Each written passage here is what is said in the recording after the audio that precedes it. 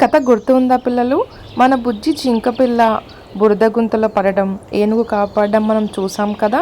ఇప్పుడు మన బుజ్జి జింక పిల్ల బుజ్జి కుందేలును ఆపద నుంచి ఎలా బయటకు తీసుకొచ్చిందో ఈ స్టోరీలో మనం చూద్దాము. ఒక సుందరమైన అడవి. ఇందులో మన బుజ్జి జింక పిల్ల తోటి మిత్రులతో ఆటలాడుతూ ఉంది.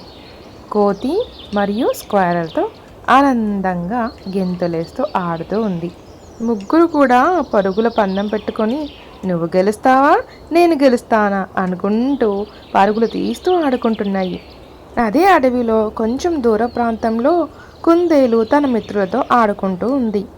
ఆడుకుంటూ ఒక పొదలో చిక్కుకుపోతుంది. అయితే ఏడుస్తూ అరుస్తూ ఉంది.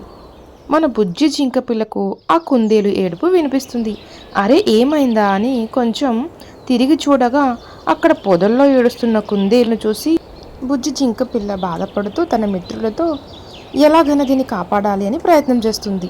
ఉడత మరియు కోతి నీకేం కాదు, మేమున్నాం, మేము నిన్ను ఎలాగైనా బయటకు తీసుకొస్తాం అని కుందేలు పిల్లకు చెప్తాయి. తర్వాత కోతి కట్టె పుల్లను కుందేలుకు అందిస్తూ బయటకు తీసుకొద్దామన్న ప్రయత్నం చేస్తుంది. కానీ అది లోతుగా చిక్కుకుపోవడం వల్ల బయటకు రాలేకపోతుంది. అప్పుడు మన బుజ్జి జింక పిల్ల ఇలా ఉపాయం చెప్తుంది. ఒక్కొక్క ఆకును తెంపుతూ వద్దాం, ఆ విధంగా మనం కుందేలును బయటకు తీసుకొద్దాం అని ఇద్దరు మిత్రులకు చెప్తుంది. అలానే ఒక్కొక్క ఆకును తెంపుతూ బుజ్జి కుందేలును బయటికి తీసుకువస్తాయి.